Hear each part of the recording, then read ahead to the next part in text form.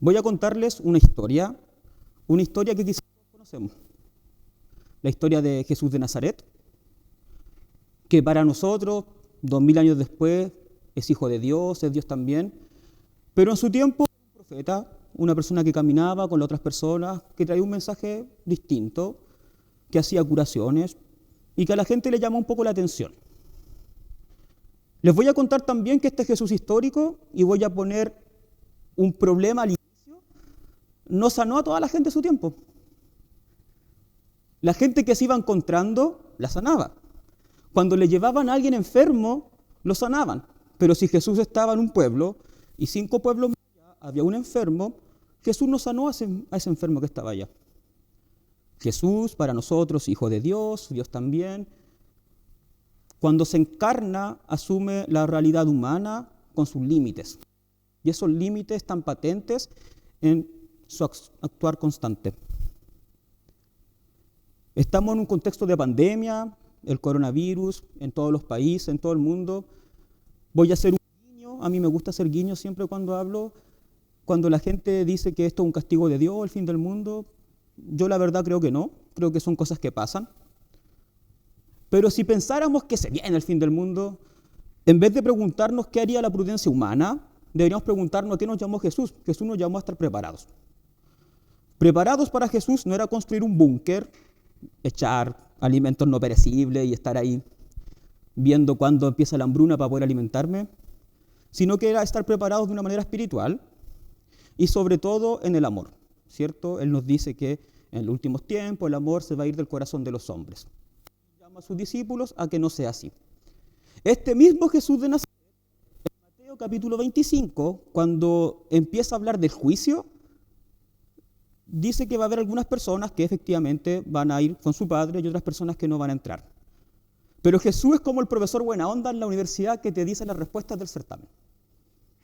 No nos pone un juicio, una prueba que no podamos resolver, sino que nos dice la materia del certamen va a ser esta. Tuve hambre, tuve sed, estuve desnudo, estuve enfermo en un hospital, pasé como forastero. Y lo que a él le hiciste o a ella le hiciste, a mí me lo hiciste. Y si no se lo hiciste, a mí no me lo hiciste. Este mismo Jesús de Nazaret que en la última cena deja el mandamiento nuevo que es amar como Él nos amó. Y si nosotros pensamos cómo nos amó Jesús, el Evangelio de Juan dice que nos amó hasta el extremo. Y el mismo Evangelio de Juan, que no pone la institución de la Eucaristía, pone a Jesús como esclavo lavando los pies de sus discípulos. Entonces, este Jesús de Nazaret, humano, caminando, nos llama a esto que nosotros llamamos el servicio, el apostolado, la entrega. ¿Pero a quiénes? Es una pregunta que podría surgir.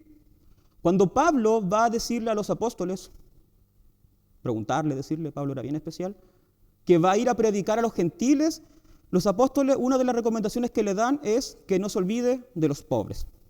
Y Pablo señala que él siguió esa recomendación hasta el final de su predicación. Si a mí me viene una persona que tiene hambre y yo le digo, tuve hambre, me diste comer, le doy una limosna, le doy una canasta de alimentos, es súper bueno.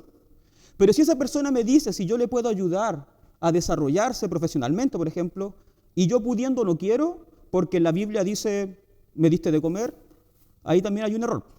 Porque Jesucristo no nos puso una lista taxativa. Lo que Jesucristo quería decir era lo mismo que Él vivió. Allí donde tú estés, ayuda a las personas que encuentres. Si hay una necesidad humana que tú puedes satisfacer, hazlo de la mejor manera en que puedas hacerlo. San Alberto Hurtado nos dice, ¿cierto? Preguntémonos qué haría este Cristo en mi lugar en ese contexto específico. Y un santo italiano que se llama San Juan Calabria decía que en la obra de Dios ninguna obra es pequeña. Si yo, no sé, soy político y tengo que hacer políticas públicas para el bienestar de la población, lo hago, porque es mi rol. Pero si mi rol va a ser trapear el piso, porque es lo que yo hago dentro de este gran cuerpo de Dios, lo hago. Y ninguna obra es más grande que la otra, porque cada uno en su contexto hizo lo que tenía que hacer. Podemos pensar, por ejemplo, en una persona que está postrada, una persona que quizás no puede caminar, no puede salir, y lo único que puede hacer, por comillas, es rezar. Esa persona rezando, orando por la gente que quiere, por la comunidad, por la sociedad, está haciendo lo que en su contexto puede hacer, y va a ser grande en la obra de Dios. Quiero que nos detengamos un poco en algunos llamados que hizo Jesús, que van a ser tremendamente importantes para nosotros. En Mateo 4, Jesús llama a Pedro y a Andrés. Ellos eran pescadores y Jesucristo los llama desde su realidad. Ustedes pescan peces, tiran una red y los atraen a su barca. Yo quiero que ustedes pesquen personas. Tiren su red y atraigan gente hacia mí. No les cambia su realidad, los llama desde su realidad. En Lucas 19, cuando Jesús se encuentra con Zaqueo, jefe de los recaudadores de impuestos, la conversión que Zaqueo tiene es desde su realidad. Y si yo he estafado a alguien cobrando impuestos, le devolveré 2 o 4 veces más. Y Jesucristo felicita esto. El mismo Jesús que en Lucas 21 felicita a la viuda que no puede dar ni una centésima parte de lo que da Zaqueo, pero que dio lo que en su realidad podía dar. Y dice, esta viuda que dio poquito, dio mucho más que ustedes, porque ustedes pudiendo dar más no lo hicieron. Jesucristo no nos pide el martirio y estar casi sufriendo porque me gusta sufrir haciendo cosas extraordinarias, sino que nos pide algo súper sencillo. Desde tu realidad, ¿qué puedes hacer? Una que no puedo dejar de nombrar es en Marcos 5, que cuando yo era joven, muy adolescente, con el ímpetu de la adolescencia, que uno quiere cambiar el mundo y salir a la frontera, me causaba mucho ruido, porque no lo encontraba mucha lógica. Y Jesús en Marcos 5 sana a una persona, y esta persona quiere seguirlo. Y Jesús le dice, no, tú te vas para tu casa. Y él tenía las ganas de seguirlo, el mismo Jesús que estaba llamando a discípulos, hay uno que lo quiere seguir, pero Jesús le dice, a ti te corresponde ir a tu casa a hablar lo que yo hice en ti. Insisto, cuando era adolescente me generaba mucho ruido, porque me gustaba más la otra parte, cuando había que salir y ir a hacer misiones y estar ahí acostándome tarde. Pero a esa persona en concreto, era en su realidad concreta que tenía que hacer su anuncio. Ahora que estoy más maduro, logro entender la riqueza también de ese texto. También los profetas, por ejemplo, Miqueas, capítulo 3, le dice a los líderes de Israel que están haciendo mal las cosas porque no tienden a la justicia. Y nosotros escuchábamos, ¿cierto?, en la carta de Santiago, que habían empleadores que no le pagaban el sueldo a sus jornaleros, y él le dice, tú empleador, que tu rol es pagar un sueldo digno, no lo estás haciendo. Y Dios se va a enojar por eso. Está clamando este sueldo que retienes. Aquí tenemos 2 ideas principales. La primera, la que conversamos, la que ya dijimos, Jesús nos pide ayudar a las personas que podamos, con lo que podamos en el contexto en el que estamos. Si yo puedo hacer 100, hago 100, pero si yo realmente puedo hacer 1, hago 1. Y que Jesús nos llama desde nuestra realidad. Jesús no nos está pidiendo cambiar todo nuestro estilo de vida para recién empezar a ayudar. Esto es súper importante en un contexto de pandemia, porque ahora tenemos que estar encerrados. Y mucha gente acostumbrada al servicio, a la entrega, al apostolado, al acostarse tarde, ir a las comunidades, ahora no puede hacerlo. Yo conozco gente que ha sentido mucha culpa estos días. Hablé con un amigo hace poco que él me decía que en su grupo siguen entregando desayunos en la mañana y que él ya no podía ir porque tenía que estar encerrado todo el día.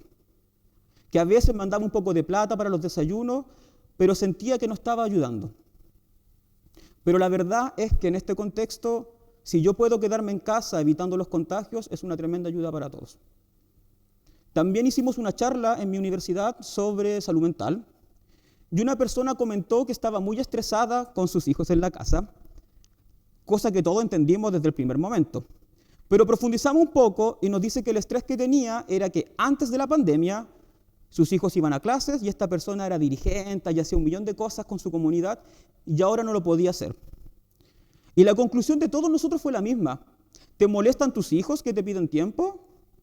¿O es que no puedes priorizar lo que tienes que hacer ahora? Porque en este contexto yo puedo entregar el teléfono para que hagan las coordinaciones, pero me dedico a ser mamá o papá porque estoy encerrado. Un término importante en salud mental tiene que ver con la priorización. Si todo es prioritario, nada es prioritario. Si todo es importante, nada es importante. Lamentablemente, estamos en los tiempos de ayudar quedándonos en casa. Y eso es la prioridad ahora. Y desde esa realidad, recordemos a Jesús, me van a llamar para servir a otras personas.